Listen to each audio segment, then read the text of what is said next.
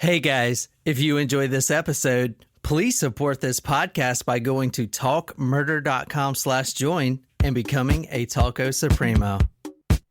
It's no secret that Hollywood has a way of killing off its entertainers. Those who survive only do so by tumbling down a never-ending gorge of vanity and self-image paranoia. A few months before Brittany Murphy succumbed to this Hollywood death trap, she told a reporter, "Everybody has difficult years, but a lot of times the difficult years end up being the greatest years of your whole entire life, if you survive them." As you may know, the 32-year-old's grim prophecy played out on that chilly December morning in the Hollywood Hills. And like most victims, Brittany became more accepted in her death than that of her life. The more I researched Brittany's case files, the more respect I gained for her. A self-made actress who could cast a smile upon anybody she encountered. Although extremely talented, it's clear to me that she did not belong in Hollywood. Her altruistic character didn't fit that self-appreciating mold, and her fragility did nothing more than invite the leeches that would eventually suck her dry. Furthermore, I started to wonder if Brittany wasn't a Hollywood statistic, but a victim of cold-blooded murder. The more I poured through clippings detailing her death, the more I started to suspect that it wasn't Hollywood that slaughtered her, but someone else, someone she trusted. So listeners out there, what do you think? Was Brittany Murphy's death accidental, like the LA medical examiner Ed Winter had us to believe? Or was she murdered in the simplest form, only to cover up a terrorist harboring scheme intricately constructed by the United States Homeland Security, working with Al-Qaeda and smuggling in Taliban fighters through Hollywood underground channels after the 9/11 attacks?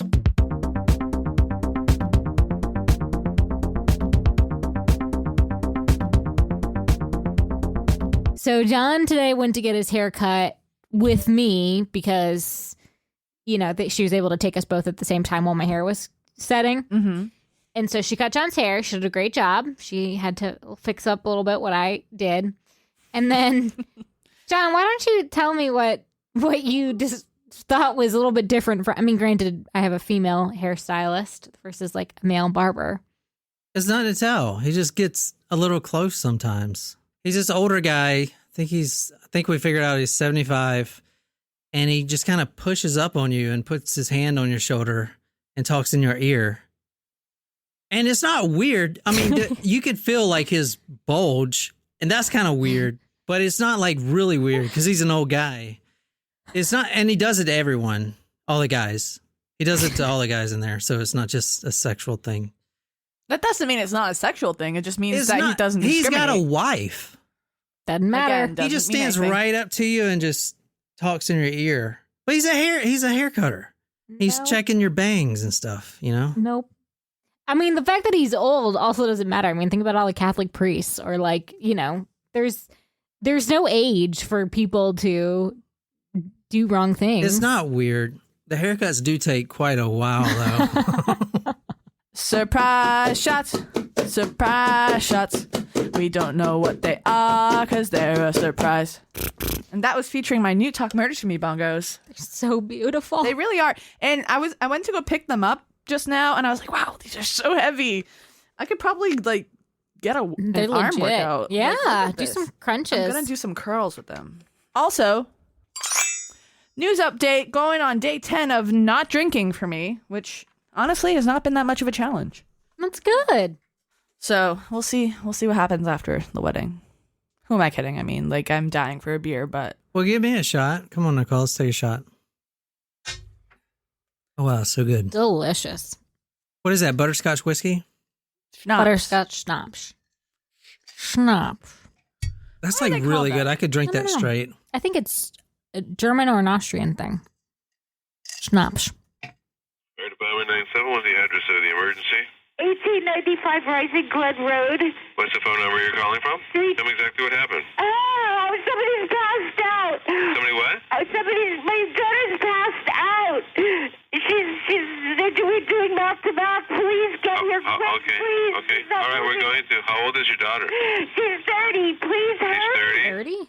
Her mouth. Can you feel or hear any breathing? Can you feel or hear any breathing? Can you feel or hear any breathing? Yes or no, ma'am?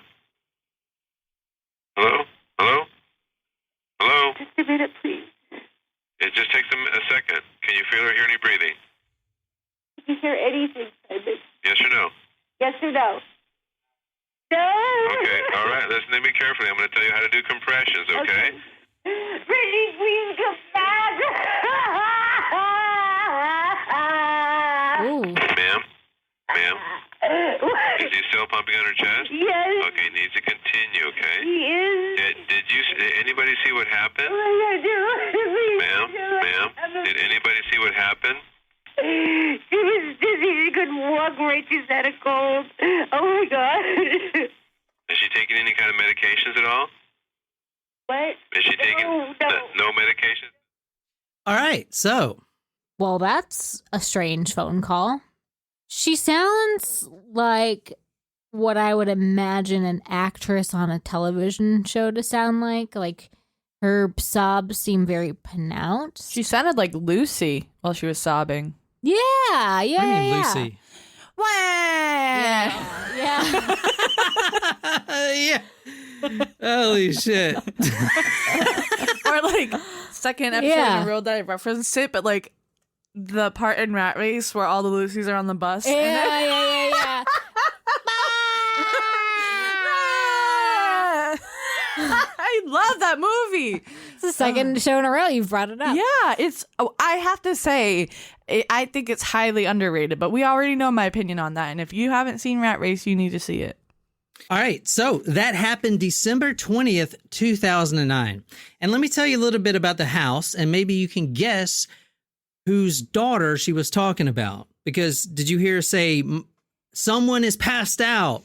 And then they're like, what?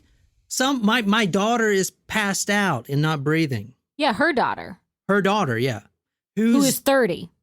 Well, she's actually 32. Okay. Or she was 32 when that 911 call came in. And that was December 20th, 2009. This is the home I'm showing you right now where that 911 call came from. Nicole, since you're like the home expert of valuations, will you please tell me how much you think that this home is worth? In 2009. Holy. Whoa! Where is it? Where's it located? It's located in the Hollywood Hills. Oh. So before we get started with tonight's Wait, episode, I want Do to you make want an me to episode. guess? before we really get going in tonight's episode, this is not a request, but it kind of is. It's a request from the little man inside my head that said, you know what? I just want you to do the gossipy, dirtiest Hollywood story you can find. Sleazy. I want to bring all these sleazy details. And all the sources we're going to be reading from tonight is like my dream come true. TMZ.com, eHollywood Online, The Hollywood Reporter. These are where our sources are coming from tonight. Is this Anna Nicole Smith? No, it is not. Is it Brittany Murphy? That's what I was going to say, maybe. There have been two people that have died in this home. It currently values at $18.4 million, and it is the former home of Miss Britney Spears, Oh. which is probably why Hit people me, died in it. baby, one more time. All her craziness I don't need- infiltrated Is this the walls and shit. That was before. No, this is after like she the shaved her head. this is the shaved head home. She didn't do it at home. Alone. She's not well right now. All right, so Leave her alone. 8 a.m. Los Angeles, California. Simon Monjack calls 911. That's the husband. She is taken to Cedars-Sinai Medical Center and pronounced dead on arrival. Time of death officially 10:05 a.m. The house that she died in used to belong to Britney Spears. She actually died in her own bathroom in the morning. She wakes up. She tells her family, which includes her mom and her husband, that she's not feeling well. And then 30 minutes later, she is unconscious on the bathroom floor.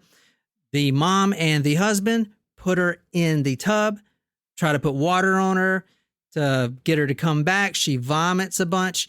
Then that's when they call 911. And then you hear them doing chest compressions. that wasn't the full 911 call, and I'm putting that on talkmurder.com. The full 911 call obviously has the chest compressions and everything, like, to 100 and stuff like that. So if you want to hear the full 911 call, be sure to go to talkmurder.com. She complains of stomach pains, and right before the 911 call, her mom says that she said, quote, "Mommy, I can't catch my breath." All right, Nicole, if you can read this. This is from the Hollywood Reporter, from the editor Alex Ben Block, which that guy's name's going to pop up a few times because he was really influential in writing about this case on his website. At about 3 a.m. on Brittany's final morning, power returned to the Hollywood Hills after a 45-minute blackout. Brittany woke and made her way to the little balcony off the cluttered bedroom. At his wife's request, Simon phoned upstairs to Sharon and said Brittany needed her. Sharon came down carrying Clara, named after Brittany's favorite old-time star, Clara Bow, another one-time Hollywood it girl. What Sharon saw frightened her. She was lying on the patio trying to catch her breath, Sharon recalled. I said, "Baby, get up." She said, "Mommy, I can't catch my breath. Help me, help me." Simon recalled, she said to her mom, "I'm dying. I'm going to die, Mommy. I love you." All right, Brittany Murphy was 32 years old when she died. She was born November 10th, 1977 in Atlanta, Georgia.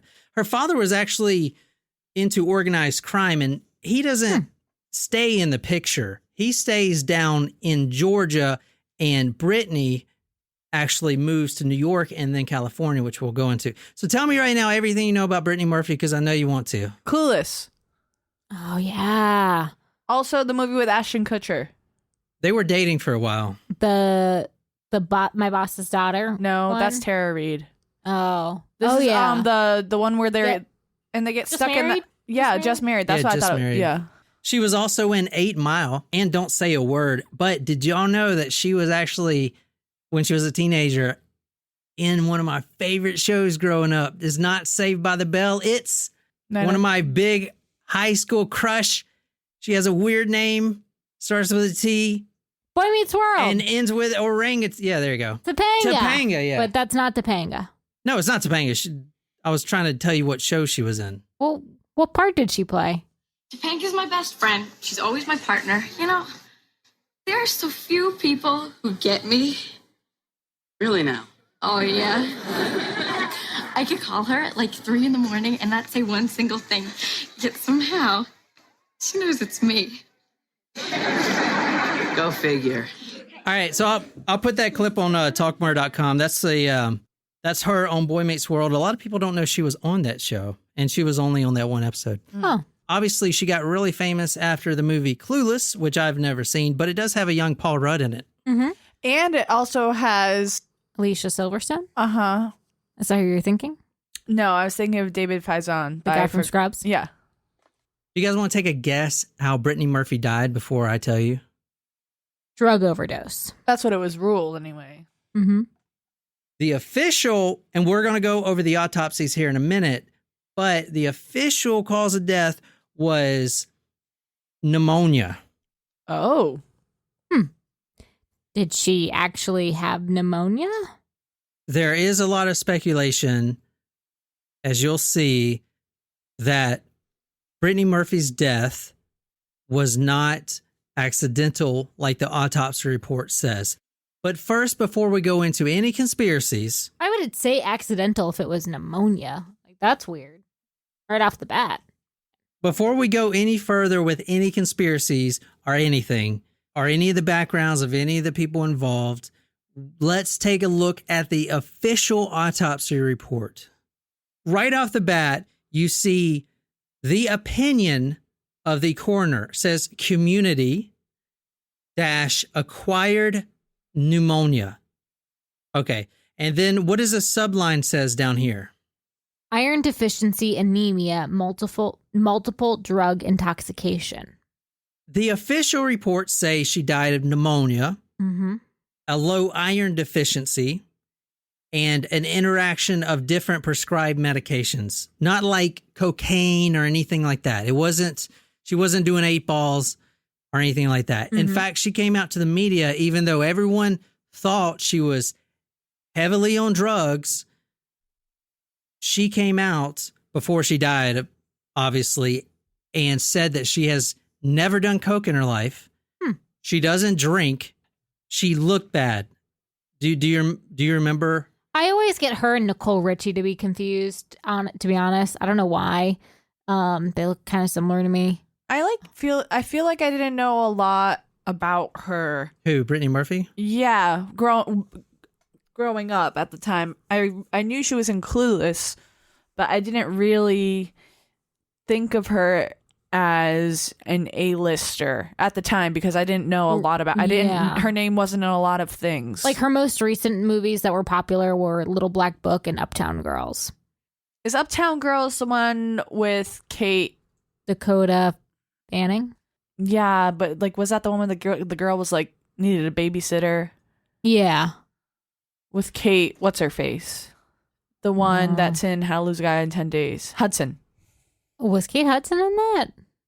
So Jen mentioned she wasn't an A-lister. Guys, I'm going to be completely honest. This is the only time I even look at celebrity news. I could give a shit about anything, Kylie Jenner or whoever. Okay. Kaylee. Or whatever her name is. But if you want a more inside understanding about how she was an A-lister, but then Hollywood kind of pushed her to the side. And a lot of people think Hollywood is the actual culprit that killed her because they started casting her in these ridiculous roles that didn't fit her character. And she started losing a lot of weight and people thought she was on drugs and all this stuff. So it's kind of like a Britney Spears story. And it's kind of ironic that she was living in Britney Spears' old house, but, and her name's Brittany. If you want to get a more in-depth look at how all that stuff works with Hollywood, the book that we're kind of reading from tonight is A Case for Murder, Brittany Murphy Files. This is by Bryn Kurt James Hammond. It's an awful book. I hate it. I absolutely despise this book. And I'm not saying it's a bad book. I'm saying that this guy is a Hollywood insider. So it's all these celebrities that I've never even heard of. And he talks about how he goes to all these dinners with all these celebrities and this gossip. And I try to look at this guy's website to see who he is. And I can't find out who this guy is. I know he owns some magazine, some gossip magazine, but I don't know. He just seems like a nobody to me. About 10 chapters in, I just started skimming for more of the juicy murder stuff. But what I'm saying is if you want to get the inside information on the Hollywood life of Brittany, this would be a good book to check out. And is the only book about this case. So, you know, you kind of pushed against the wall if you want to know anything about this case. Can I add something really quick before we dive in? Yeah. I feel as if Hollywood, it has this glamour and glitz about it. People, you know, aspiring actors, that's their goal, so go to Hollywood. But then when you think about other cases, other actresses and actors who were this bright shining star and then also became quote unquote a train wreck or started having problems, and you think about all the pressure that Hollywood is. For example, Britney Spears, when she had her mental health emergency breakdown in that great year of 2007. Anyway, so I just feel as if Hollywood is not all that it's cracked up to be. Oh yeah, total crock of shit. And I I'm think. actually watching a show right now called Hollywood. You know Ryan what? Murphy. That sounds like someone that can't ever make it in Hollywood, what they would say. I'm just saying. Well, clearly, if I could make it in Hollywood, I probably would be there by now. So, The decedent complained of abdominal pain on 12/20/09. She went into the bathroom at approximately 7:30 hours and was found lying on the bathroom floor approximately 30 minutes later. Her family attempted to revive her by putting her in the shower and running the water. She also vomited prior to the arrival of paramedics. The autopsy then goes on and talks about her low blood glucose, which I didn't know this, but she was diabetic. I Did you didn't guys know that? Yeah, No. and that's a very low blood glucose level. For people without diabetics, this is from WebMD, blood sugar levels before meals hover around 70 to 80 mg. But for some people, 60 is normal and others 90 is normal. Either way, 49 is extremely low. So one of my questions is, if they took that at the scene, why did they not give her some insulin? You know? Well, they Right. said she had no vital signs, right?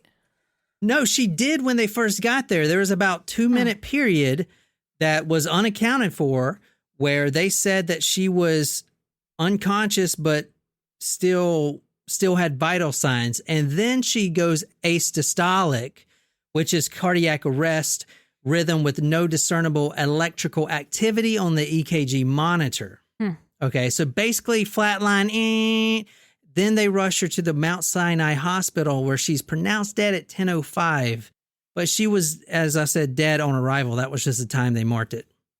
The autopsy also goes into her medical history. It talks about how she suffered from heavy menstrual bleeding. And in fact, during the autopsy, they found out she was, it was her time of month. So there's the cramps. And the disease is menorrhagia. That means heavy bleeding, menstrual bleeding. And apparently it was painful, heavy cramps. Also, do you notice what pills in here that was also in the last one? She was also taking Topamax and a variety of other substances. Interesting. I asked our friend, Dr. Will the Pill, if he can give me some insight on Topamax, because if you guys listened to the last story with Kanika Jenkins, she was also on Topamax, or at least they found some in her system. So this is what Will says about Topamax. What's up, tacos? I love Will. Hi, it's Dr. Will the Pill here. And John wanted me to talk about a drug here called topiramate.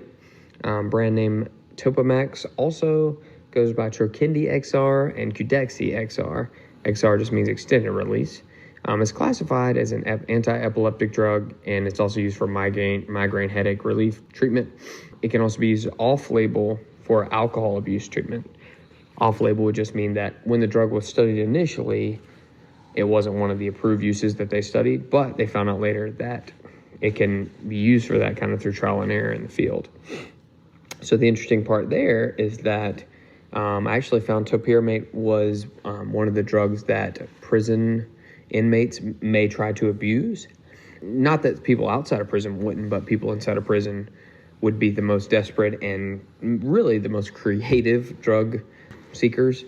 So the weird part would be that it's counterintuitive, because the way that we think that the alcohol abuse deterrent action of topiramate would be through decreasing the pleasure received from drinking alcohol through the neurotransmitter dopamine. So it's interesting. I guess that the people in prison aren't drinking alcohol when they're taking it, but that is interesting to me. Furthermore, if you mix alcohol with topiramate, it only really seems to increase the side effects. I don't think it would increase the pleasure. In fact, it should, from what we understand, decrease the pleasure, but the side effects of it would be like really sleepiness, confusion, difficulty with memory, difficulty speaking, which are the side effects of alcohol overdose too. Don't drive, don't operate any heavy machinery, don't drive or anything like that, especially when you do both of them together.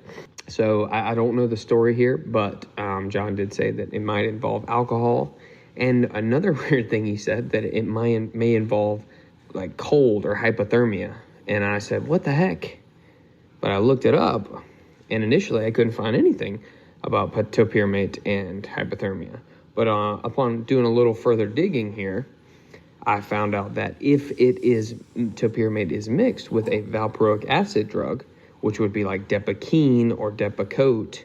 Depakote is like Divaloprox. You might have heard that, maybe not. Those are also used to treat seizures. But if you take those together, they have found that it will lower someone's body temperature to like 35 degrees Celsius, which is like less than 95 degrees Fahrenheit or lower.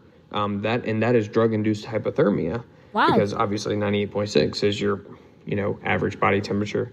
But just for reference here, if you get like in the low 90s, you can actually start having amnesia. And you get into the 80s, you can start getting, people go unconscious. And in the 70s, 70 degrees Fahrenheit, people can die. So that's interesting. So I'll be interested to hear what what John and the Jen and Nicole here do with this drug information about to appear mate. But I appreciate you guys letting me lay a little drug knowledge on you here. And if you get a little time, check out the Quackery podcast, also on the Talco Cast Network. And until next time, keep calm and quack on.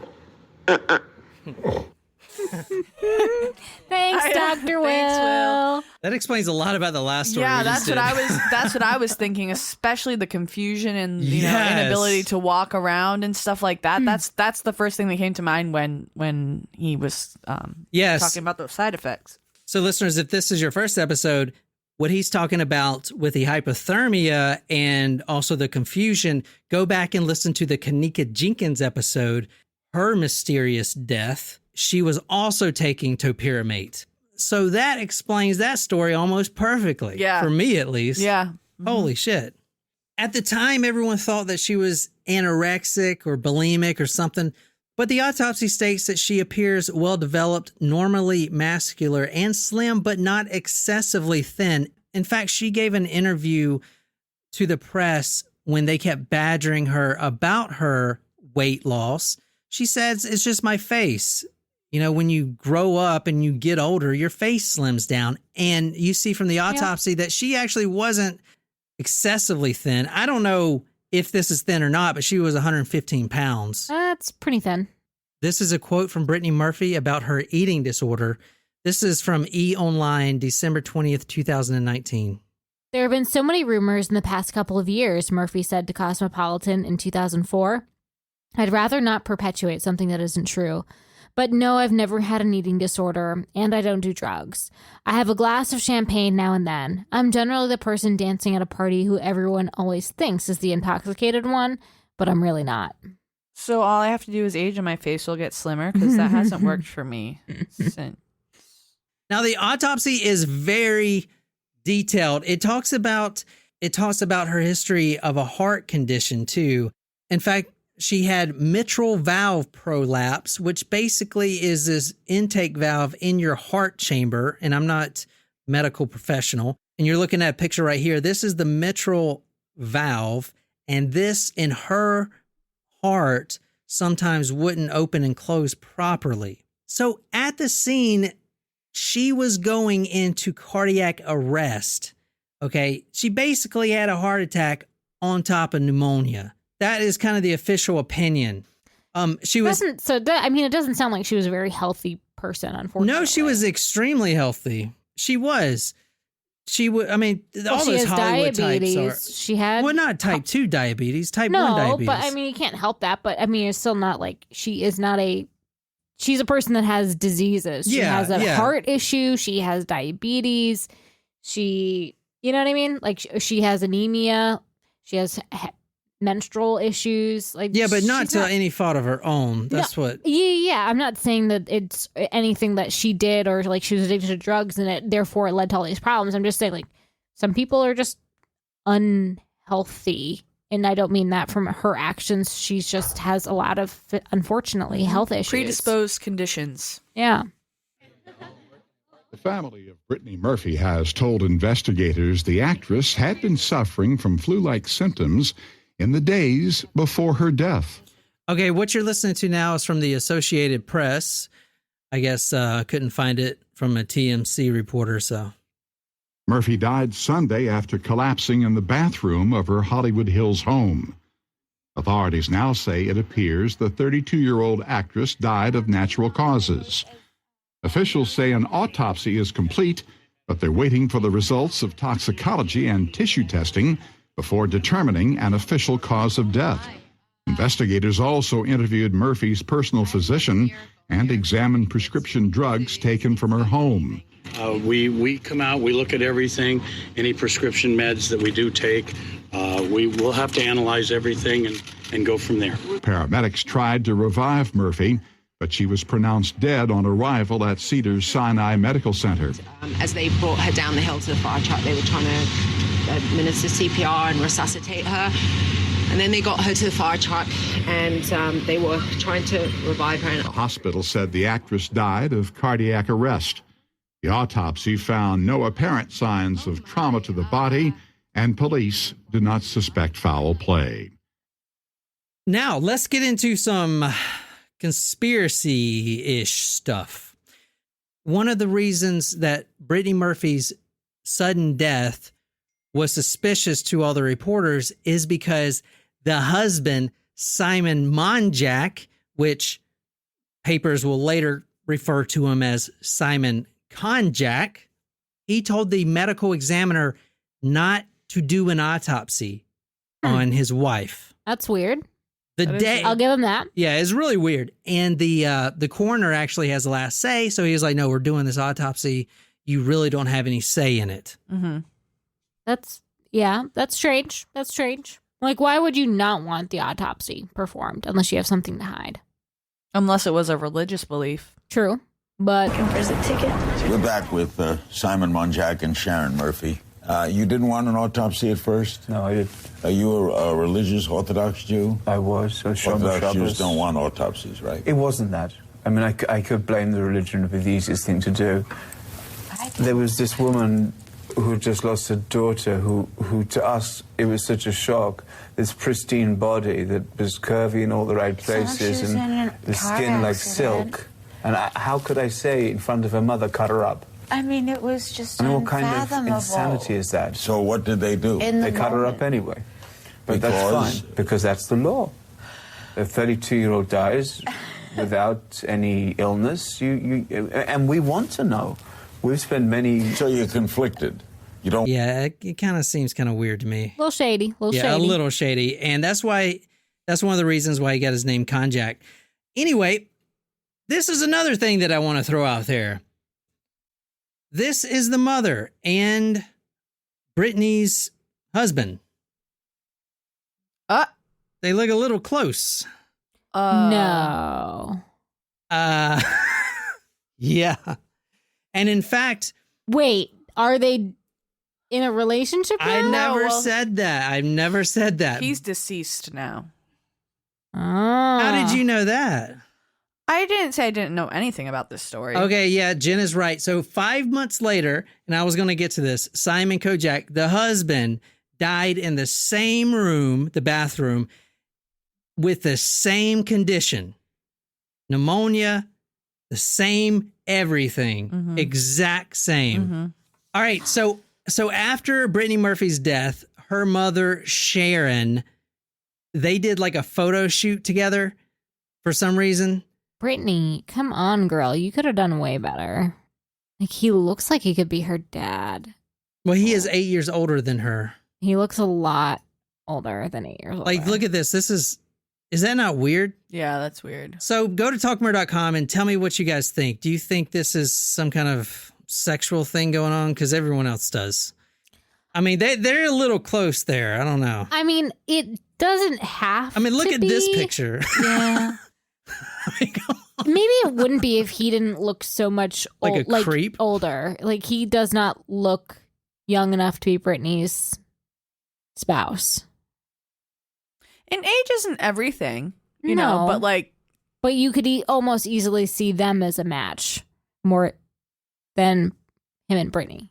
So Jen already mentioned that he died too. 5 months later, same thing. I'll put the 911 call and his autopsy on talkmore.com. I looked over it. The weird thing about his official cause of death is natural causes. And hers is accidental. I don't know. It seemed like the exact same freaking autopsy report to me. Another thing is, and we're going to get into this guy because he is slimy, dude. He is freaking slimy. How does one fully vet their spouse? Look, how does... To make sure they're not slimy? You just got to risk it at some point, Jen. But look at her face in this picture. Like, look at her weird, like, smile. This is after her daughter died. I know. They took all these pictures. No one officially knows if they had a sexual relationship. But when he did die, the medical examiner, same thing. They go in the house to look at the pills. And when they got to Sharon's room, on the left side of her nightstand were her pills. And then on the other side, they're like, whose pills are these? Oh, these are Simon's. That's his side. That's his side of the bed. They were sharing a bed? They were sharing a bed. That doesn't mean it's sexual, but I did see an interview. Just the fact that they were living together. Was she living in that house before with Brittany? Yeah. So it was Brittany, her mom Sharon, and this guy Simon Monjack. So and after Brittany died, the mother grieving. Well, we just know that they were started sleeping in the bed. But that or didn't they mean shared they a had bathroom. coitus. They shared a bathroom. No, they were sharing the bed. No, okay, so they were sharing the same bed. You're right. It doesn't mean that they had a sexual relationship, but y'all already know how I feel about ghosts and bad juju. And although I understand she was a grieving mother and probably wanted to feel close to her daughter, but if you're okay, number one, I'm just trying to picture it. Just replace the situation with John and my mom. Nope, it's weird. No, yeah, okay. Number one, don't sleep in a dead person's bed. Ugh, you just don't. So weird. Number two, well, it's not their bed anymore. It was still his bed. Simon and Sharon's It was still his now. bed. You don't sleep in a dead person's bed. Number two, I'm sure that she had someone else that could comfort her in that bed. Like Also, I would not want my son-in-law to like be like, there, it's okay, mom. Like, here, let me rub your back and let me help you grieve. And like, no, like you can go sleep on the couch, Simon. Like, also, let me be close. $16 million mansion. I'm sure there's plenty of beds. Oh yeah. And I'm sure that they were not short the whatever $399 it costs to get whatever kind of mattress that comes in a box nowadays. You know what I mean? Like mattresses are not that expensive. Get a no. But also they can afford a nice mattress. That's what I'm saying. All right. Nicole, read this. This is from the most credible source out there and the source that actually broke the death of her anyway. But I do want to throw one thing out there. Perez Hilton, about 3 months before she died, called her death. And I learned who Perez Hilton is. Like a good like a Deadpool. I've learned a lot of things. Did on you this know case. that Perez Hilton was in that S&M video with Rihanna? No. He was. Go ahead and read this. This is from TMZ. Brittany Murphy's mom shared bed with Monjack. Brittany Murphy's mother told investigators that she shared a bed with her daughter's husband, Simon Monjack, after Brittany passed away. This according to sources close to the investigation. The LA Coroner's Office just released their report on Simon Monjack's death. In the report, the investigator documents an exchange with a person whose name has been withheld, but with whom law enforcement sources have identified as Brittany's mother, Sharon Murphy. According to the report, the investigator and the unnamed person, Sharon, were going through the master bedroom in the Hollywood Hills home that Simon shared with Brittany when Sharon pointed to one side of Simon's bed and identified it as her side of the bed. As I go through the drawer, Sharon tells me that this is her side of the bed. Her side of the bed. Simon Mark Monjack, born March 9th, 1970. So he's almost 8 years Brittany's senior. Okay. He grew up in Middlesex in a Jewish community. Apparently, Monjack noticed Brittany way before she ever noticed him. You want to read this? Wonder why? Because he's a fucking creep. That's why. No one knows this, but I took Brittany's first photograph for a magazine. It was Jane magazine. Brittany was this big, Monjack, indicating that Murphy was on the short side, told a New York Post reporter at the Sundance Film Festival in 2008. She was a teenager. That's not creepy. That's really fucking creepy. No, it's not. It's fine. It's Hollywood. Get over it. A comment that resurfaced after she died via the Los Angeles Times Ministry of Gossip blog, where the reporter was working in 2009. Monjack, who is almost 8 years older than the actress, said that Murphy was too young to touch when he first met her. But to make a long story short, I was very patient. Excuse me while I gag. Excuse me while I go gag. Gross. I literally feel sick. That is fucking creepy. That's gross. According to his IMDb page, he was a writer / director / photographer. They actually married on April 2007 at her own home. But a lot of reports, even to this day, say they weren't even married at all. Apparently, Monjack was in six-figure debt and had a number of failed businesses. He was really trying to make it in Hollywood. Now, after Brittany died, he came out and said, no, Brittany wasn't making any money. I was the breadwinner, even though that's completely false. He had no income whatsoever. In fact, he was in several lawsuits and was in six-figure debt. Now, Monjack started dating Brittany right after he divorced his ex-wife. They started dating and quickly got married. A lot of reports say that the reason they got married so quickly is because his visa was about to expire. And it may not even have been a full marriage. It may have been completely fake. All right, this is about his shady dealings. This is from the New York Post. In 2005, Virginia authorities issued warrants for Monjack's arrest on credit card fraud and theft allegations, but did not pursue charges. In 2006, he was sued in New York by mortgage firm Couts & Co. and was forced to fork over $470,000. Between 1997 and 2006, Monjack was evicted from 4 separate homes, the records show. A lot of people say that he would try to manipulate people. And this is from Alex Ben Block from The Hollywood Reporter. In 1999, when Simon was living in London, he had a relationship with a woman. Now, she is anonymous throughout this whole thing. You can't find her name anywhere.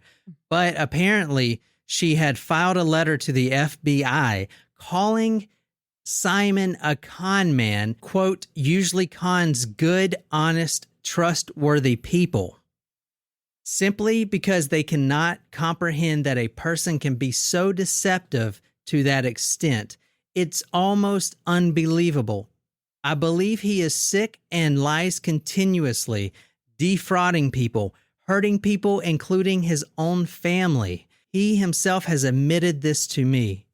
And to bring his own family in, he actually got a big loan from his family, from the family inheritance to produce some shitty movie that never made it anyway, and he never repaid his own mother back.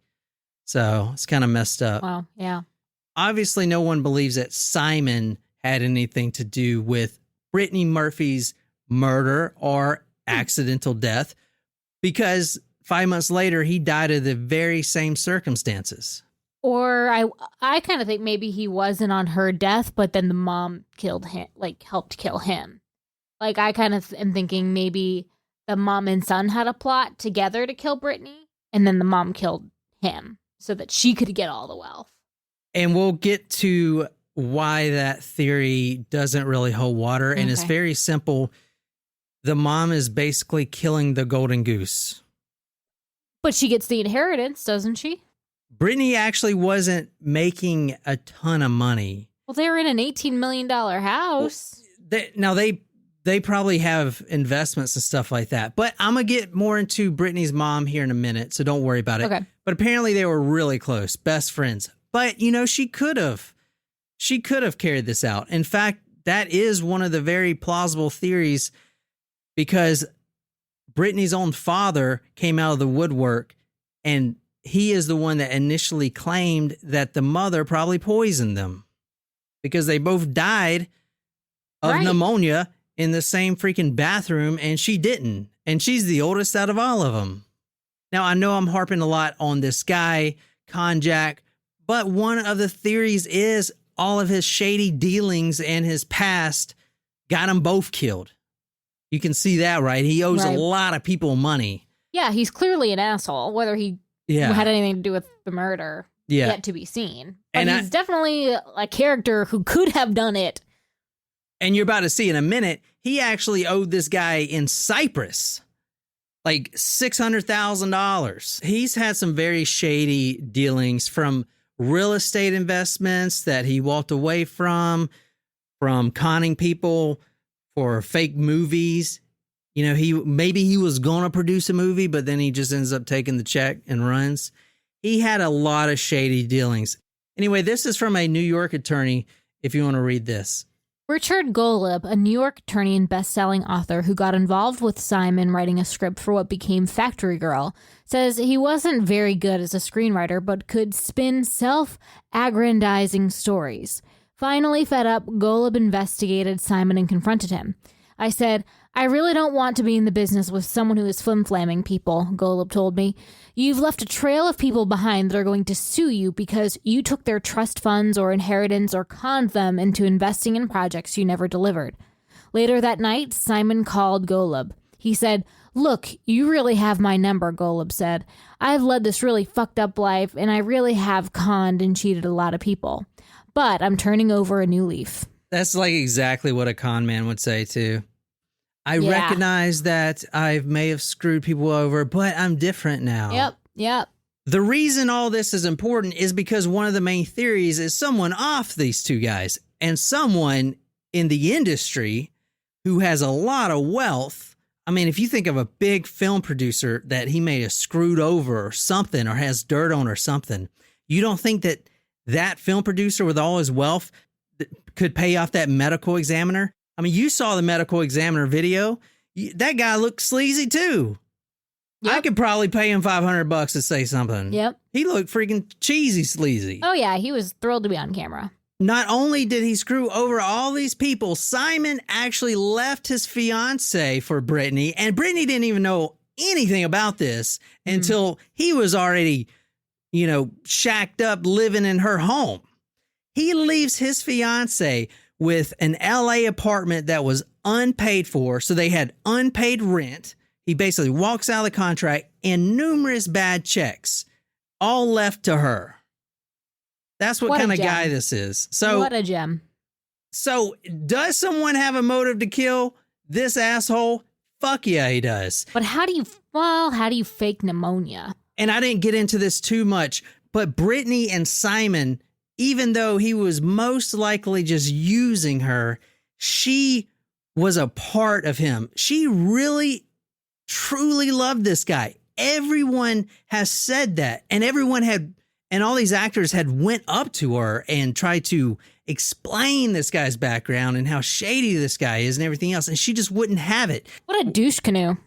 Apparently, That's one of my favorite words. Before he started dating Brittany, he was dating Senator John Kerry's daughter, Alexandria. Oh wow.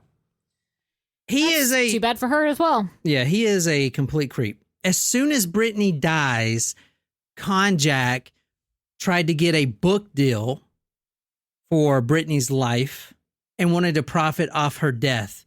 One way he did that was he created a fundraiser, and it was the Brittany Murphy Foundation. And it was a, quote, nonprofit, even though it came out that it was a private entity. And he was charging between $1,000 and $10,000 per seat. And later, what was the charity supporting? It was basically putting money in his own pocket. Yeah, but like, what was the event even? He's a scam artist. Yeah. So basically, it came out that this isn't even a nonprofit organization, and he quickly shut it down and supposedly refunded everyone's money. That's really shady. His official excuse was, well, it takes a while to get the nonprofit status, so we just did a private corporation for now. Doesn't it take longer to become a private corporation? I mean, it's fucking shady, dude. He's a shade queen. I mean, to just say, oh, I'm throwing a benefit for Brittany Murphy. Well, like, what's the cause? Just to say you're celebrating Brittany Murphy, who was a celebrity. It's not like she needed money to pay for funeral costs. Yeah, I mean, if anything, why don't you just throw a spaghetti dinner? That's what a lot of people do for fundraisers. Well, this is Hollywood. But also, it's not like it's the Brittany Murphy Foundation for battered women. Like, it's just the Brittany Murphy Foundation. Buy a table for $10,000 and pocket my money. The Brittany Murphy Foundation for deaths of mysterious causes that we won't allow autopsies for. Yeah. So theory number one, for me at least, would be Simon's shady past. And it could be anyone, but here in a second, I'm going to show you a prime example of who it could have been. Yeah. All right, so this is from Gawker.com. How the Daily News fueled rumors Brittany Murphy was killed by an eccentric millionaire. This is a crazy article. This goes into speculation about this millionaire named Otero Glubenfeld. And that sounds like a real name. In 2007, this guy which you have to see these pictures. He reminds me a lot of Putin. Look at this guy. Oh my goodness. Yeah, look at this guy. It's like if Putin and Dr. Phil had a baby. Look at him. So it's like these.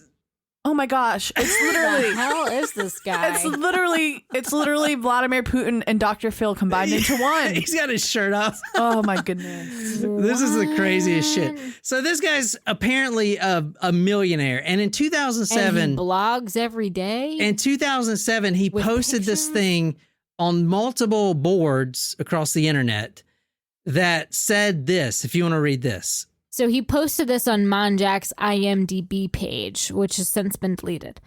I have backed several of this charlatan's projects in Cyprus. Now my Cypriot contacts tell me that he has run off with a cool $6 million of their investment and $16 million of mine. Please contact me if you have any knowledge of the whereabouts of this vile fellow, Arturo Globenfeld. Globenfeld. So this was the first one. Maybe this guy killed him. Anyway, let me see. So this is all about this guy, and this is about this guy, yeah. And did he in fact owe this guy a lot of money? Well, read this. Is someone trying to harm Brittany Murphy? A source who used to work for the Perky Star says that she talks darkly of a high-powered Hollywood player who is allegedly stalking her. And when her boyfriend, now husband, Simon Monjack, disappeared for 10 days in April, Murphy claimed that he had been kidnapped by agents of this mysterious figure, says the source. When he came back, he had head injuries, says the former insider. He was pale and sometimes had trouble standing. Not only that, but the former staffer also claims that Murphy said she was unable to pay him because the money had been used for ransom. Monjack, a screenwriter, is no short of enemies. Several anonymous sources have posted unflattering stories on the internet about his past relationships. On June 13th, a man identifying himself as Arturo Globenfeld posted a message on Monjack's IMDb page claiming he owed him $16 million in film investment money. Like, why would you post that on IMDb? And where do I get a last name like Globenfeld? Now let's go into the big conspiracy theory. And this is wild. This one is so wild. There is this woman, her name is Julia Davis, that claims Brittany Murphy's death was not accidental, and Simon's. They were murdered by the federal government. They were murdered by Homeland Security. Seems odd to target. It's freaking crazy. Try to stay with me on this one, because this literally confuses me, but I think I got this down pretty good. She was working in California at the San Ysidro port of entry in the United States, and she came upon some information that there were 23 immigrants trying to come into America, and these were not the best people. Remember, this is right after 9/11. Mm-hmm. So these were people from Iran, people from Pakistan.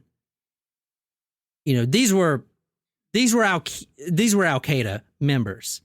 And she got the information that they were going to come in on July 4th of 2004. She noticed that on that date, they were completely understaffed and somebody had removed all the metal detectors and all other safety security protocols were downplayed. She also noticed a lot of the passports had discrepancies in them. And a lot of people were just really shady. So she actually reports this. She reports this to the FBI's Joint Terrorism Task Force, the JTTF. Now, they're different from Homeland Security.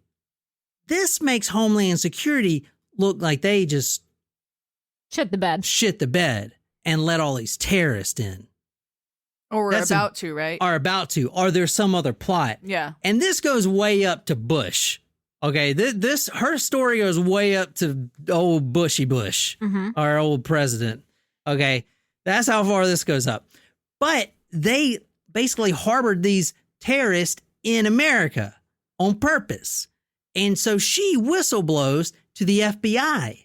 I have a question, though. Sorry. Yeah. Terrorist or terrorists?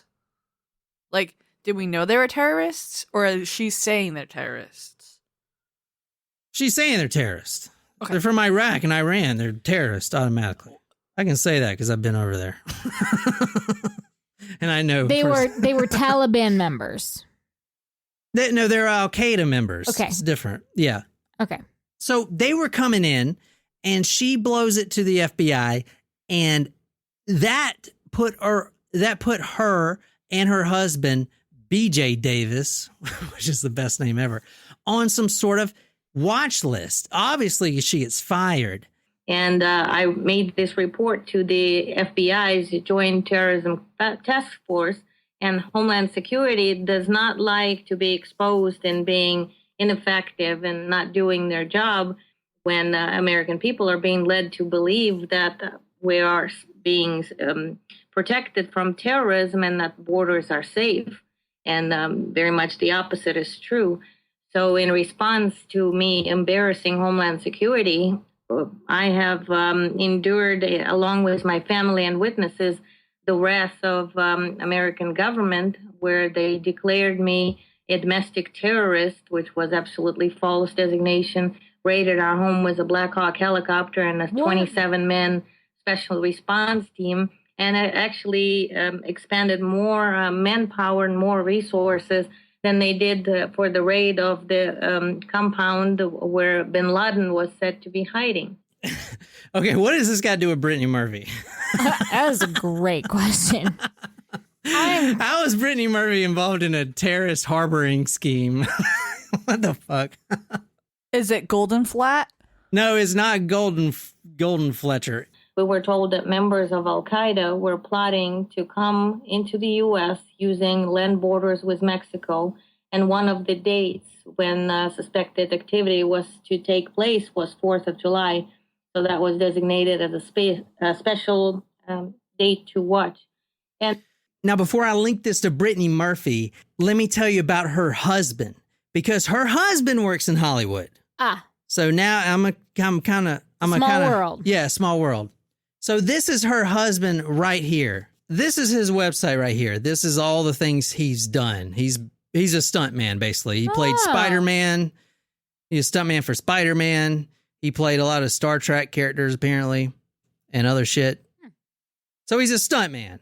So that's who's married to Julie Davis, the customs agent. Now, what does this have to do with Brittany Murphy?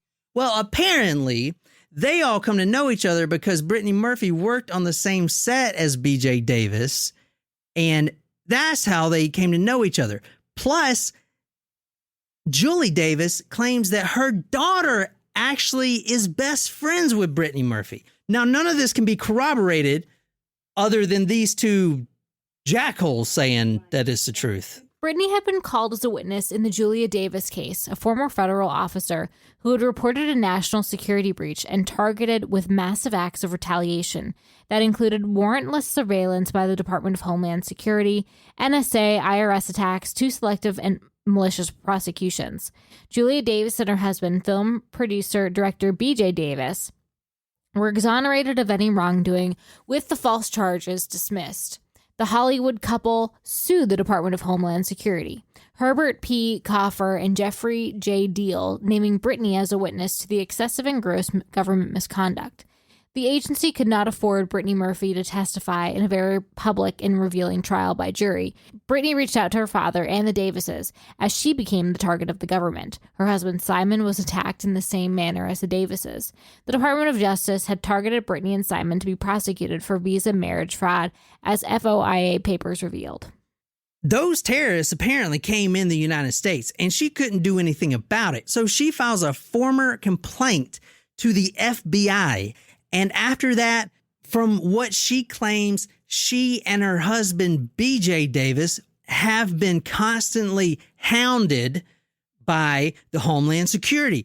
Now, I'm not saying this is true, but this is a rabbit hole. I don't think the government killed Brittany Murphy. No, I don't either. But it is a conspiracy. It is sort of weird that they both died, with the same causes. I think it was the mother, was in on it, and then I ultimately think the mother was behind it. Yeah.